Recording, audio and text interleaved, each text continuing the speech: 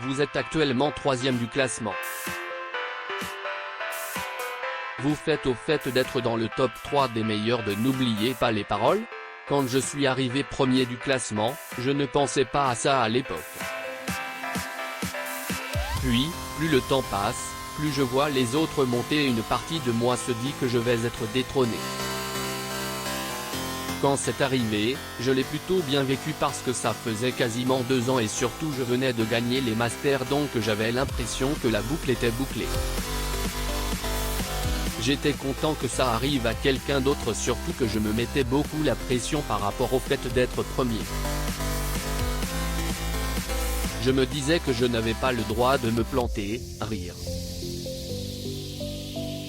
À lire également N'oubliez pas les paroles, France 2, je sais que ça lui tenait vraiment à cœur. Lucie intègre les masters et réagit à l'élimination d'Audrey. Vous aviez participé au jeu en 2018 et étiez reparti après 43 victoires et 410 000 € de gains. Qu'en avez-vous fait? Je me fais un peu plus plaisir dans la vie de tous les jours. Avec mon doctorat, le salaire n'est pas tip-top, rire.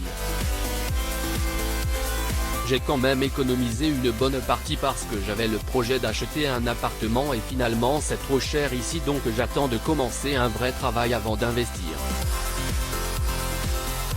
Je voulais garder cette somme pour avoir un bon apport quand j'aurai une situation stable. Où en êtes-vous depuis dans votre vie? J'ai passé tous mes examens, donc j'en ai fini avec mes objectifs académiques. Je continue quand même à faire de la recherche dans le cadre de mon doctorat même si je ne suis plus étudiant sur le papier. En parallèle, je fais aussi de l'enseignement. Vous aviez remporté les masters en 2019. Quel est votre état d'esprit pour cette nouvelle édition? Je suis très content de retrouver les copains, rire.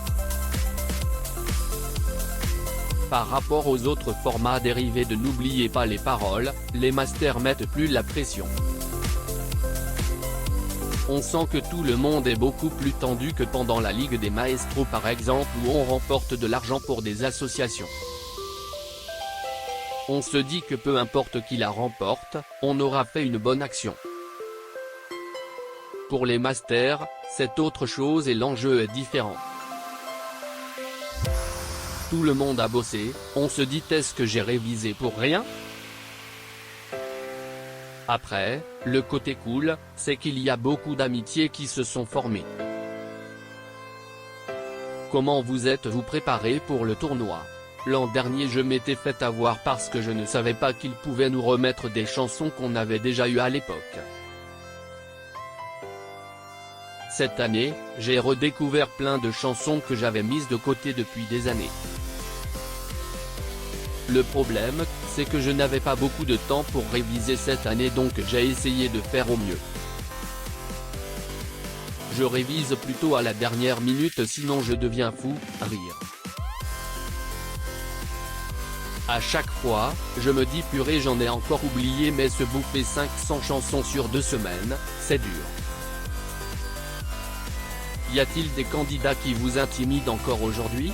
Je ne pense pas que ça soit une question d'intimidation mais plutôt de se demander si je vais tomber contre quelqu'un qui a eu le temps de réviser à fond contrairement à moi, rire. Je sais que pour certains la priorité est de performer en master et que N'oubliez pas les paroles occupe une part importante de leur vie.